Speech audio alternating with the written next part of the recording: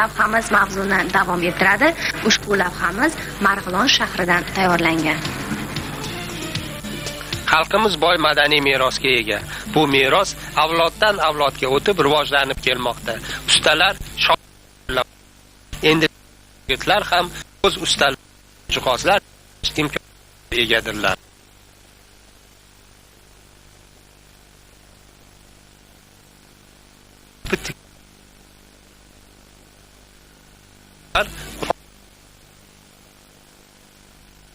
Yoshlar o'rgani davom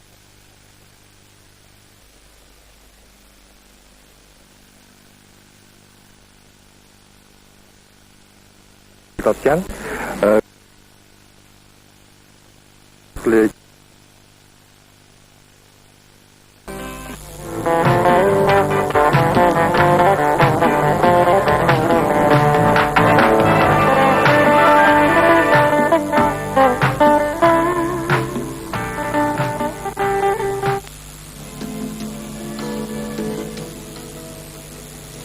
O'zbek amaliy san'atida metalldan yasalgan buyumlarga badiiy ishlov berish, kandakorlik alohida o'rin tutadi.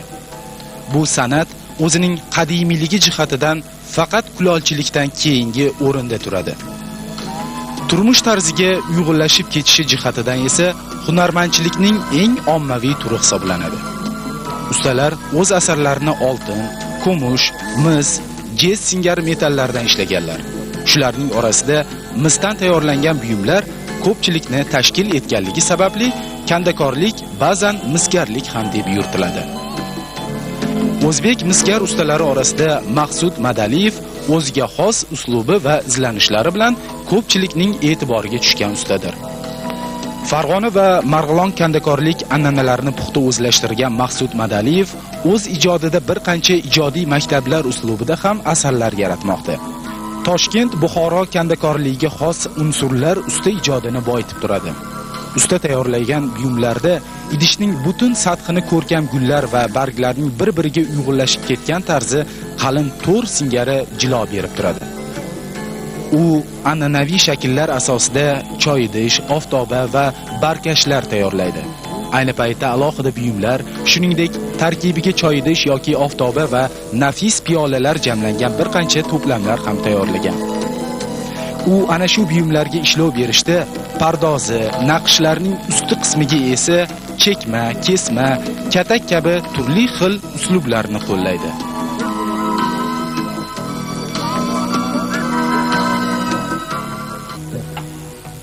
Misgarlik san'ati bizga ota-bobolarimizdan meros bo'lib kelayotgan san'at hisoblanadi. 300 yillik tarixga ega bobolarimiz To'xtashoxun, Madali hoji, Usto Mahmud hoji hozirgi vaqtda biz ya'ni shu odamlar bir 8 ta o'g'il bo'lsak, shulardan bir 6 tamiz shu soha bo'yicha shug'ullanamiz. Mana bu qumg'on asosiy hozirgi vaqtida buni shu yaxna ichimliklariga ichish uchun tayyorlangan. Bularda shu qadimiy uslubda saqlanib qolgan shabaka uslubi bu yerda, buni davra islomiy uslublari, mehrobiy uslub naqshlarida. Masalan, bu oftobamiz o'sha qadimiy ota-bobolarimizdan meros qolgan an'anani davom ettirish va uni shakllarida, naqshlarida saqlab qolingan. Ayni masalan bu yerda mana shabaka uslubida ishlanganligi, bu yerdagi mana kumushdan qo'yilgan qolpoki deyiladi, bu qolpoki uslubi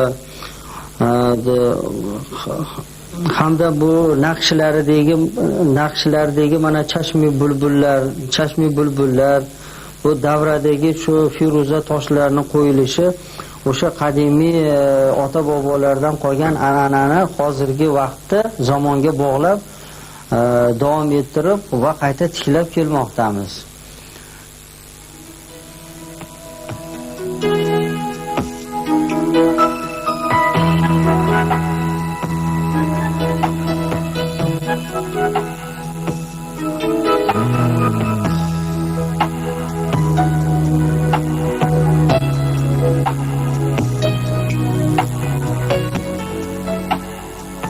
mana shu buyumlarda o'zini shakliga monand qilib bularga piyolalar yasalgan. Bu piyolalar ham shu qadimda bizda bo'lgan piyola, lekin bu piyolalarga nisbatan kattaroq, keyin ular sal chuqurroq bo'lgan. Bizniki faqat hozirgi zamonga bog'lab turib shu yasalgan buyumlar.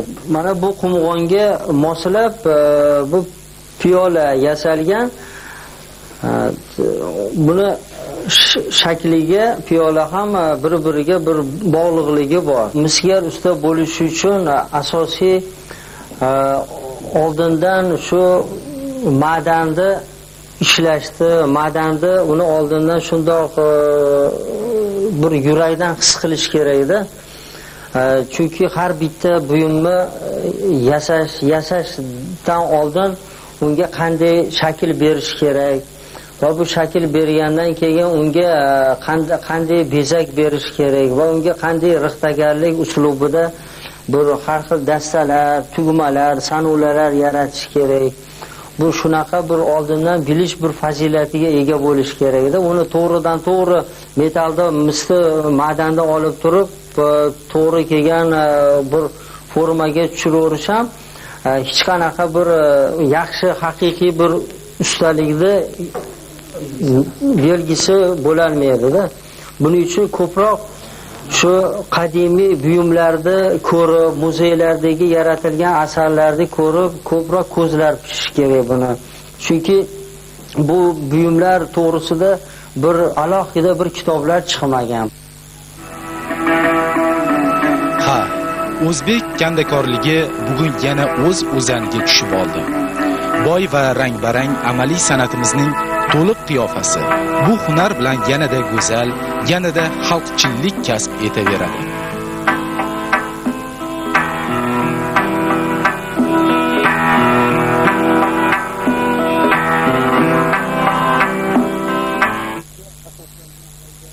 Yangi tayangan holda ishlangan bir ajoyib san'at asariki, bunda nafaqat hozirgi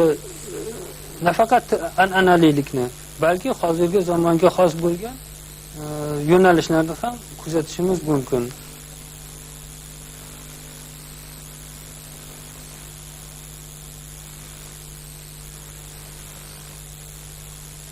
O'zbek zargarlik san'atida alohida o'rin tutadigan maktablardan biri bu Buxoro zargarlik maktabidir.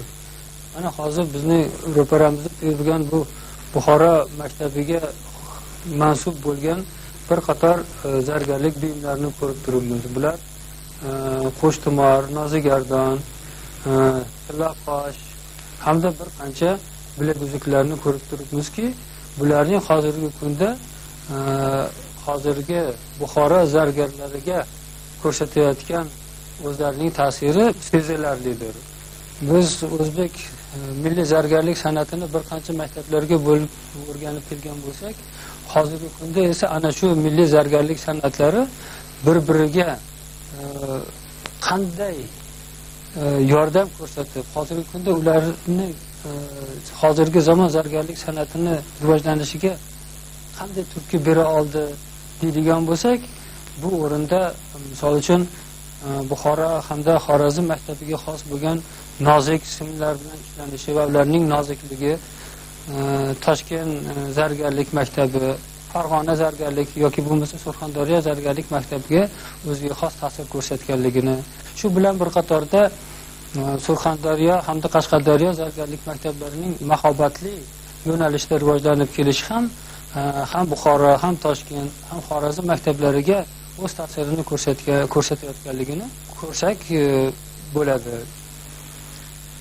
Xalqimiz istiqlolga erishgandan so'ng o'tgan qisqa vaqt ichida amaliy san'atimizning, hunarmandchiligimizning yangi sahifalari ochilmoqda. Bular shubhasiz kelajakda erishiladigan yutuqlar uchun poydevor bo'lib xizmat qiladi. Bugun biz shularning ayrimlari haqida hikoya qildik.